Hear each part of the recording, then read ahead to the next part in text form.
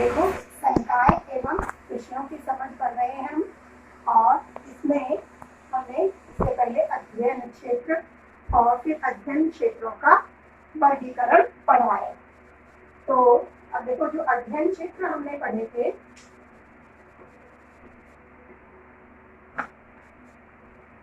अध्ययन क्षेत्र, इसमें हमने सकारात्मक अध्ययन क्षेत्र, निर्देशात्मक अध्ययन क्षेत्र और चिंतनशील अध्ययन क्षेत्र पढ़े थे। इन अध्ययन क्षेत्रों के आधार पर हमने ये जान लिया था कि किस प्रकार अध्ययन में मूल्यों की प्राप्ति का प्रयास किया जाता है। प्रत्येक समाज अपने द्वारा जो अपेक्षित मूल्य है उन्हें प्राप्त करने का प्रयास करता है। व्यक्ति भी, समाज भी अपने अपने तरीके से, अपने अपने स्तर से इन मूल्यों को प्राप्त करने का प्रयास करता है। उन मूल्यों की प्राप्ति में क्या समस्याएं हैं, उनके समाधान से संबंधित उन प्रश्नों के उत्तर ढूंढने का प्रयास भी अध्ययन क्षेत्र के अंतर्गत किया जाता है। जो मूल्यों की हम बात कर रहे हैं, तो मूल्य से अर्थ यही है कि किसी व्यक्ति या समाज द्वारा जो आकांक्षाएं हैं, जो आदर्श हैं, जो मानक हैं, जो निर्धारित किए गए हैं, वो सब क्या कहलाते हैं? मूल्य कहलाते हैं। इसी तरह एक आर.के. मुखर्जी हैं, इन्होंने भी बताया है कि मूल्य समाज द्वारा अपेक्षित एक प्रक्रिया है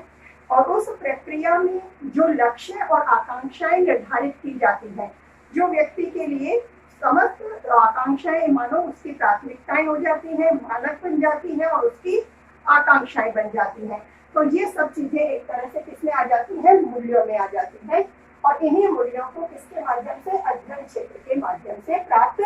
किया जाता है। इससे आगे मैंने अध्ययन क्षेत्र का वर्गीकरण भी बताया था, जिसमें एक वर्गीकरण हमने किया था शास्त्रीय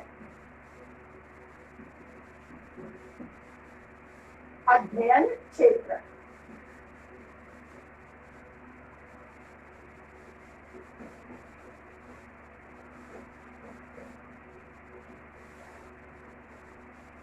सबसे सभी का नाम मैंने उस दिन लिख ही दिया था। शास्त्रीय अध्ययन क्षेत्र, अंतरशास्त्रीय अध्ययन क्षेत्र और बहुशास्त्रीय अध्ययन क्षेत्र और परशास्त्रीय अध्ययन क्षेत्र। सबसे पहला ये था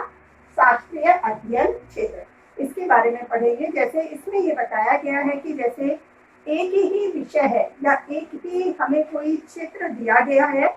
जिसके महत्व, विशेषताओं, प्राकृतिक सीमाओं का अध्ययन शास्त्रीय अध्ययन क्षेत्र में किया जाता है। किसी एक विषय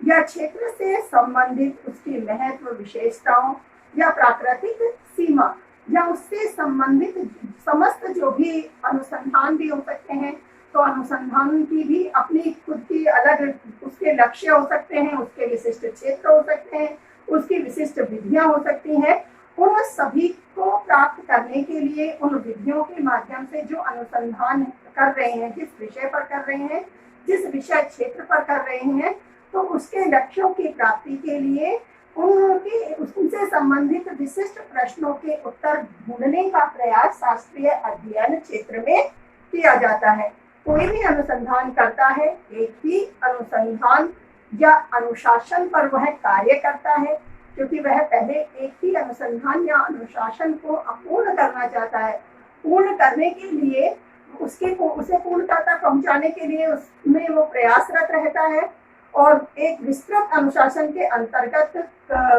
कई तरह के और अनुशासन को प्रशासित करता है, कई अनुसंधान भी करता है और भी उसे प्राप्त करने के लिए, तो वो जो उसके सहायता के लिए उसे प्राप्ति में जो अनुसंधान या अनुशासन और किए जाते हैं, उन्हें उप अनुशासन या उप अनुसंधान भी कहा जाता है। और इसी से एक तरह से उच्च स्तर की विशेष योग्यता हासिल हो जाती है। उच्च स्तर की विशेष योग्यता या विशेषता हासिल हो जाती है। देखिए, आगे आ गया कि शास्त्रीय अध्ययन क्षेत्र में किसी एक विशिष्ट विषय क्षेत्र से संबंधित अनुसंधान से संबंधित कार्य किया जाता है, जिससे संबंधित समस्त उसकी शिक्षण विधियां, लक्ष्य और सारी, जैसे कि उसकी प्राकृतिक सीमाएं और भी उनकी विधियां हैं, महत्व है, क्षेत्र तो है ही, तो इन सबका अध्ययन करके या अनुसंधान करके उसके जो लक्ष्य तक जो अनुशासन बार बार प्रयासरत रहते हैं, उन सभी के माध्यम से उनमें आने वाली जो प्रश्न है, प्रश्न से अर्थ उसमें खोज करता है वो क्या क्या समस्याएं हैं जिनका समाधान ढूंढना चाहता है, वो सब समस्याएं प्रश्न हो जाती है, जिनको इसमें हम विशिष्ट प्रश्नों की संज्ञा देते हैं। उनका हल ढूंढने का वह प्रयास करता है और प्रयासरत रहते हुए कई उप अनुशासन भी वह लागू करता है, उप अनुशासन करता रहता है और अंत में वह जैसे उच्च स्तर की योग्यता प्राप्त कर लेता है। ठीक है, ये शास्त्रीय अनुसंधान हो गया। इसके बाद हमने एक और पढ़ा था अंतर शास्त्रीय अध्ययन क्षेत्र। दूसरा है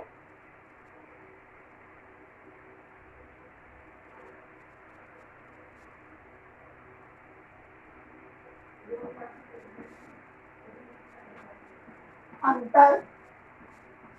शास्त्रीय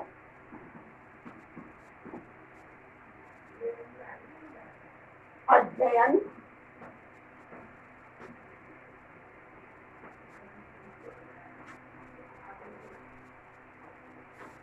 क्षेत्र।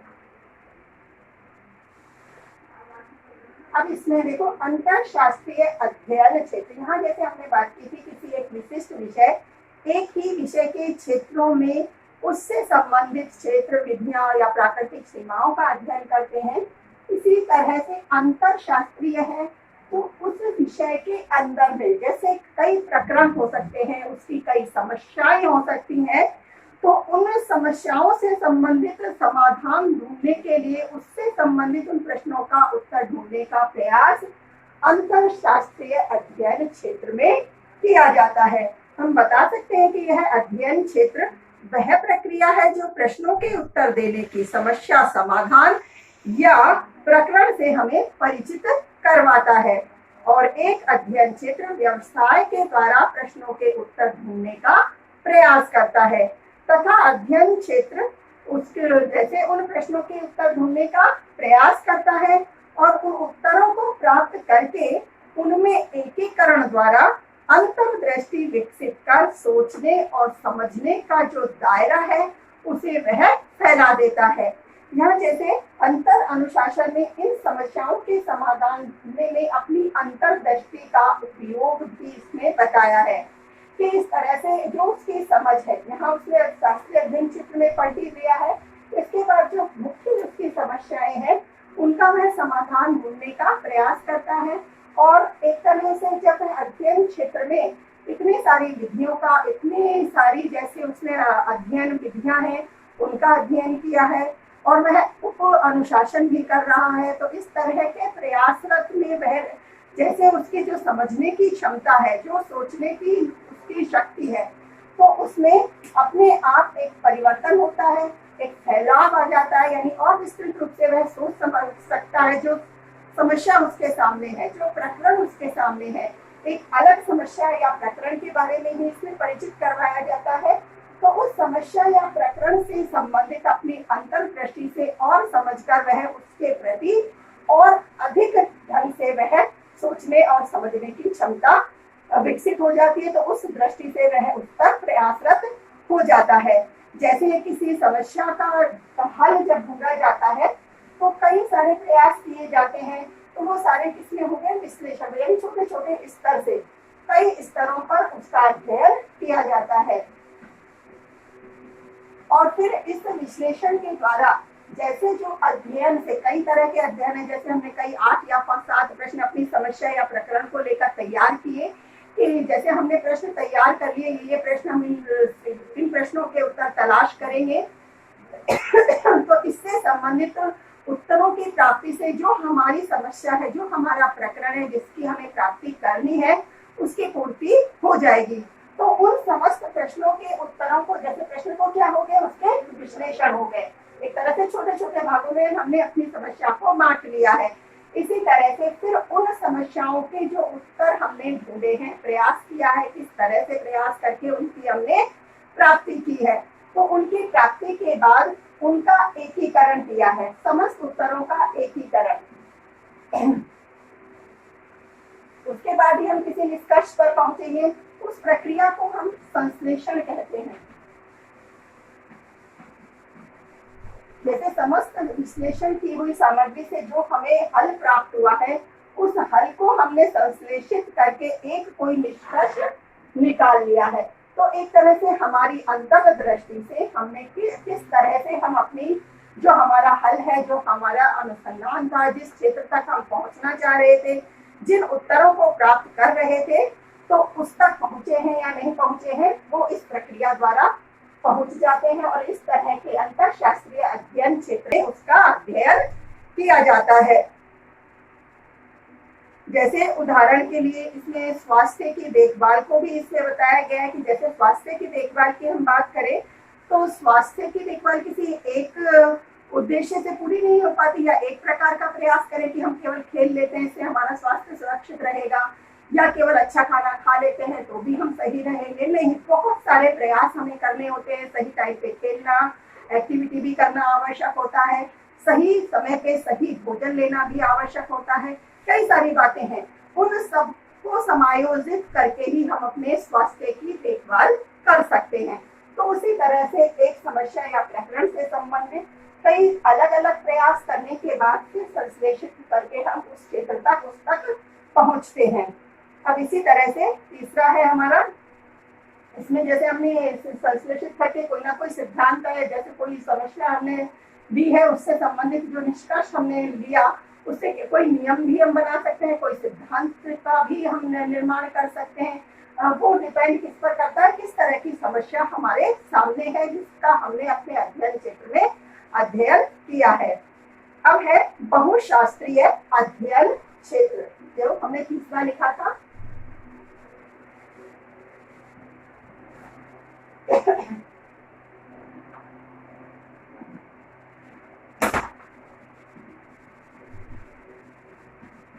बहुशास्त्रीय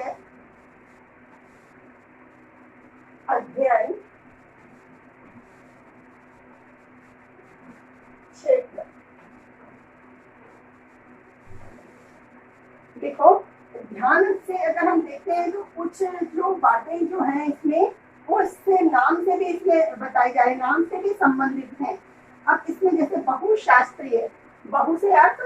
दो या दो से अधिक होगी जो भी समस्या है या किसी विषय में हम पढ़ रहे हैं। जैसे शास्त्रीय अध्ययन में हमने क्या बात की थी, किसी एक विषय या क्षेत्र या अनुसंधान से संबंधित उसकी विधियों से या प्राकृतिक विज्ञान से या उसकी प्रकृति से संबंधित अध्ययन क्षेत्र इसमें होता है, और उससे संबंधित कई उपनुशासन भी हो सकते हैं, उपनुसंधान भी हो सकते हैं। उसके माध्यम से अध्ययन क्षेत्र निर्धारित होता है और कार्य किया जाता है। इसी तरह अंतर से अर्थात भीतर, यानी उसके अंदर से अर्थ उस विषय में भी किसी एक जो प्रकरण है कोई एक प्रकरण ले लेंगे, किसी एक प्रकरण या समस्या पर कार्य किया जाता है, और जिससे जो एक ही समस्या पर ज्यादा ध्यान दिया जाता है तो जो सोचने समझने की अंतर्दृष्टि है उसका विकास होता है और उसका दायरा है और फैल जाता है। तो इस तरह से कई सारे प्रयास करते हुए फिर किसी सिद्धांत तक हम पहुंचते हैं। इसी तरह से अब बात हो रही है बहुशास्त्रीय, अर्थात यहाँ जैसे एक विषय की बात हुई, यहाँ विषय के अंदर प्रकरण की बात हुई, तो यहाँ बहु से अर्थ शास्त्रीय विषय ही है, बहु से अर्थ दो भी हो सकते हैं, दो से ज्यादा भी हो सकते हैं। तो इस तरह से एक तो शास्त्रीय में हो गया, दो या दो से अधिक विषय होंगे जिनके संदर्भ में अध्ययन किया जाता है और उनमें अध्ययन करते हुए उनकी समस्याओं से संबंधित अंतर्दृष्टि का विकास का कार्य बहुशास्त्रीय अध्ययन क्षेत्र में किया जाता है। इसमें जो शैक्षिक उपलब्धि है वह शैक्षिक उपलब्धि दो या दो से अधिक विषयों के लिए या अनुसंधानात्मक जो भी समस्या है उसके लिए प्रयास किया जाता है, और बहु अनुशासनात्मक व्यक्ति वही होता है जो दो या दो से अधिक शैक्षिक उपलब्धि के लिए वह कार्यरत रहता है। इसी तरह से जैसे अब इसमें कहें कि जैसे समस्याएं हैं उनको सामान्य बाधाओं से हल करना और नवीन उत्तर ढूंढने का प्रयास करना, नवीन जटिल परिस्थितियों को समझकर फिर उन पर आधारित अपनी समस्या को उन पर आधारित रखकर या उनके अनुसार जो नवीन परिस्थितियां हैं तो इस तरह से फिर उस समस्या का समाधान ढूंढना, हल ढूंढना, इस तरह से नया तरीका है। तो जैसे जो बहुशास्त्रविद होता है तो वो किस तरह से नवीन परिस्थितियों में नवीन खोज के माध्यम से नवीन शैक्षिक उपलब्धियों को प्राप्त करता है अपनी अंतर्दृष्टि के विकास के द्वारा। तो अंतर्दृष्टि के जो विकास का क्षेत्र है इसमें इसकी अपेक्षा और इसका दायरा विकसित हो जाता है और नवीन तरीके से वह अपनी समस्या या प्रश्नों का उत्तर ढूंढने का प्रयास करता है और नवीन परिस्थितियों में जो उन पर उसे वह उपयोग करने की क्षमता भी जैसे उसमें उपयोग करने की क्षमता का भी विकास हो जाता है। अब एक और है परेशास्त्रीय अनुसंधान, परेशास्त्रीय अनुशासन या परेशास्त्रीय अध्ययन क्षेत्र। अनुशासन भी नाम इसके लिए आ रहा है, परेशास्त्रीय अनुशासन या अध्ययन क्षेत्र।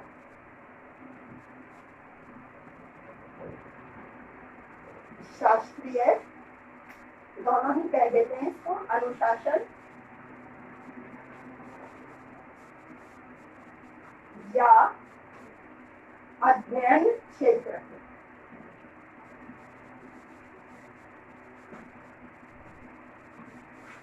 ऐसे ही इसमें भी अंतरशास्त्रीय अनुशासन अध्ययन क्षेत्र भी कह सकते हैं, ऐसे इसको भी इस तरह से हम ये वाला नाम भी लिख सकते हैं,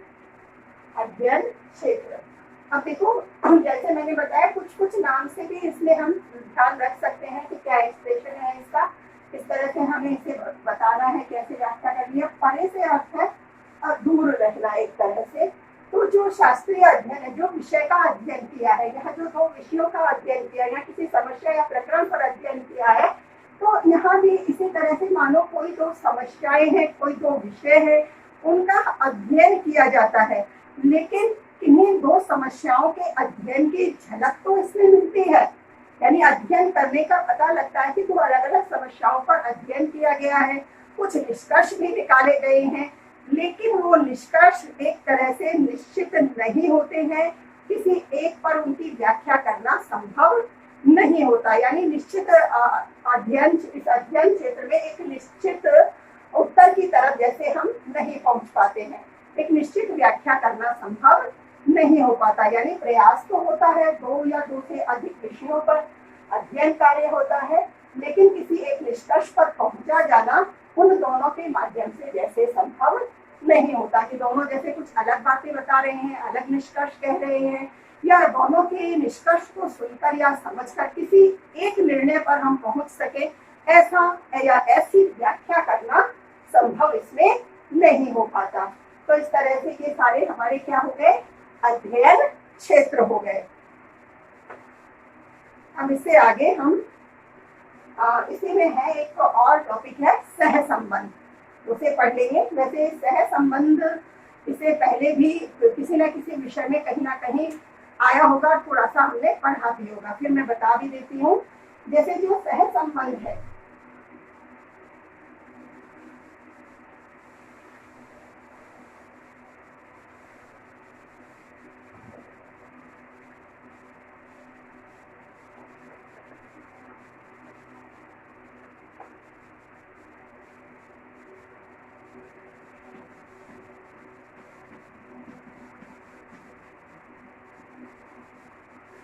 और रिलेशन कहते हैं।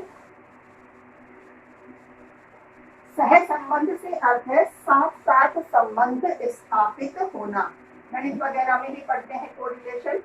और अधिगम के लिए शिक्षण जैसे उस पाठ में भी कहीं जो उसमें एक तरह से कुछ सूत्र से होते हैं, उसमें भी उनको ज्ञात किया जाता है। कहीं दो जैसे वर्ग दे दिए हैं तो उनमें क्या कोरिलेशन है, इस तरह के भी कुछ सवाल होते हैं जो अलग टॉपिक में आते हैं। हमारी इसमें बुक में केवल सह संबंध क्या है, क्या लाभ हानि है, एक तरह से क्या उपयोग है, वही इसमें दिया गया है, तो उसे ही हम पढ़ेंगे। इसमें सह संबंध कोरिलेशन से अर्थ यहाँ ये जो दिया गया है कि एक तरह से जो सब्जेक्ट्स पढ़ाए जाते हैं,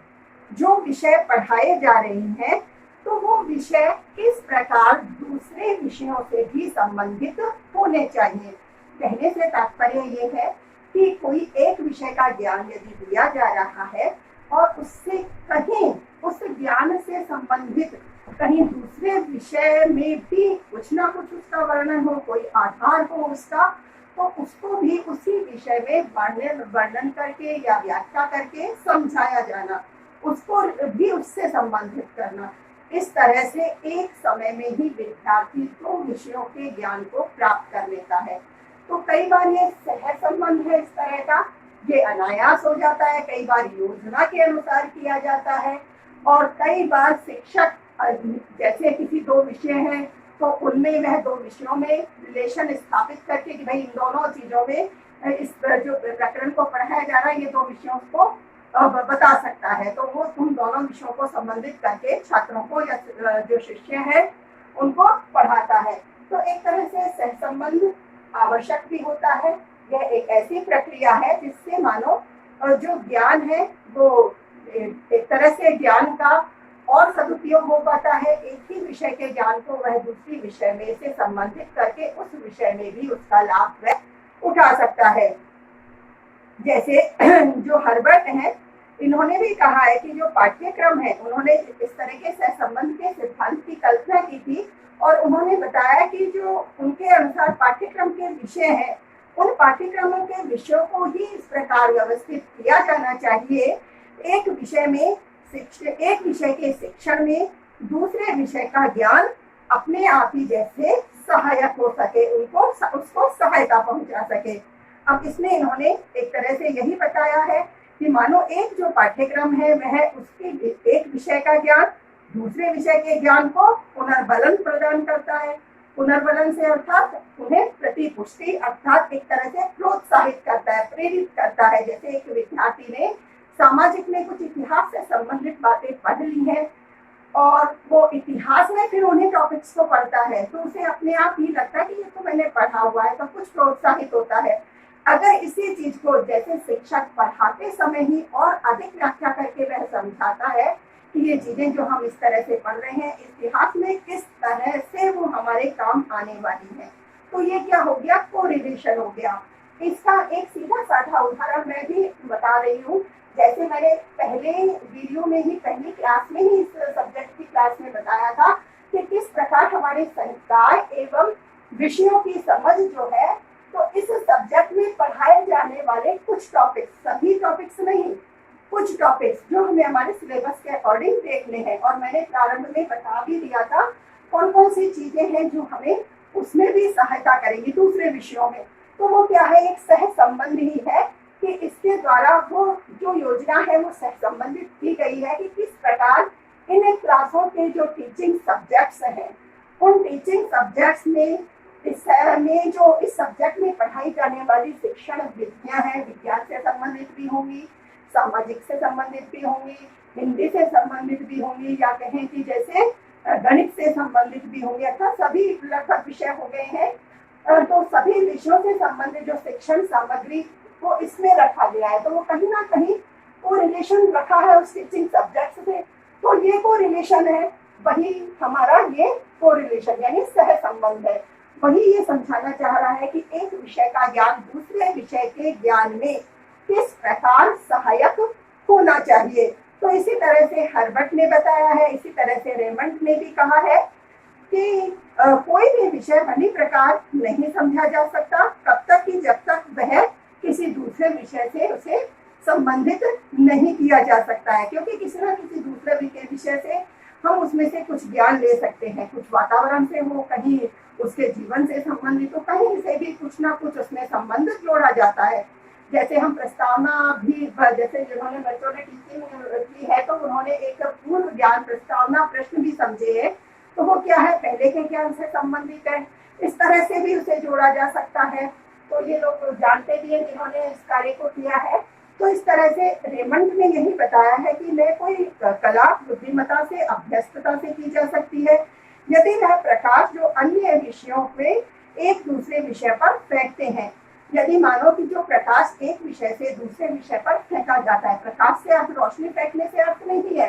एक विषय का ज्ञान दूसरे विषय से किस प्रकार से संबंधित होता है। यदि एक विषय के ज्ञान को दूसरे विषय के ज्ञान रूपी प्रकाश को, या कहें कि एक विषय का ज्ञान रूपी प्रकाश जो दूसरे विषयों पर फेंका जाता है, दूसरे विषयों पर जो ज्ञान रूपी प्रकाश फेंका जाता है, यदि ऐसा बंद कर दिया जाए या जानबूझकर बंद कर दिया जाए तो मानो कोई भी व्यक्ति भली प्रकार से बुद्धिमान नहीं होगा या अभ्यस्तता उसमें जैसे नहीं आएगी। इस तरह के विचार सह संबंध से संबंधित रेमंड महोदय के हैं।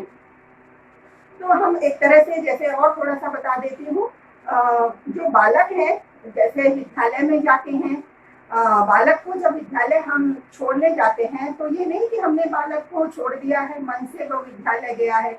या कहें कि केवल पढ़ेंगे, नहीं, वह संपूर्ण रूप से एक तरह से जैसे बालक विद्यालय गया, उसके साथ उसकी पुस्तकें गई हैं, किताबें गई हैं, तो ये तो हमने देखा ही है, टिफिन भी साथ गया है। इसके साथ जो उसकी शारीरिक क्षमता है उसको भी हम ध्यान देंगे, तो जैसे मानो उसके शरीर के समस्त अंग से आप उसके हाथ भी हैं, उसका दिमाग भी है, उसका मन भी है, यानी समस्त ही चीजें, सारी चीजें जैसे विद्यालय गई है, तो यानी सीखने का कार्य, जो अनुकरण का कार्य है, वो सभी तरह के प्रयासों से सीखेगा। वहां जैसे इसीलिए क्या है, कहीं खेल करवाए जाएंगे, कहीं कुछ ज्ञानवान बातें बताई जाएंगी, कुछ कहानियां सुनाई जाएंगी, यानी उसके सीखने का दायरा क्या क्या है। तो ये सब क्या है, एक कोरिलेशन है, सभी चीजों के तो जोड़ने का कार्य है। तो एक तरह से जो इकाई रूप में है, ये मानो कि हम कहें कि बालक से कि किसी भी अंग से मानो ये अपेक्षा नहीं कर सकते या अपेक्षा नहीं बता सकते कि हम केवल वो एक ही इकाई के रूप में स्कूल जाता है, कि हम यही बता सकेंगे कि वह संपूर्ण रूप से स्कूल गया है और उसके संपूर्ण रूप से स्कूल या विद्यालय जाने का कार्य कब सार्थक होगा कि जब उसे संपूर्ण रूप से मानकर उसी प्रकार से उसके सीखने के लिए क्षेत्र या वातावरण का निर्माण किया जाए। जैसे ज्ञान है उसको भी वह पूर्ण इकाई के रूप में ही ग्रहण करे, इस तरह की व्यवस्था की जानी चाहिए। जो सहसंबंध है वो इसी तरह से जो पाठ्यक्रम का ज्ञान है वह उसे व्यवस्थित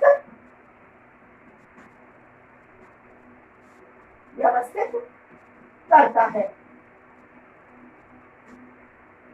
ठीक है, तो इस तरह से सहसंबंध को आज हमने समझ लिया है। अब सहसंबंध से संबंधित कौन कौन सी इसकी परिभाषाएं हैं और कौन से इसके प्रकार हैं और किस तरह से इसको कोरिलेशन को पढ़ाया जाना चाहिए दूसरे विषयों से मिलाकर, इस तरह से फिर ये आगे की चीजें हैं उनको हम कल पढ़ेंगे।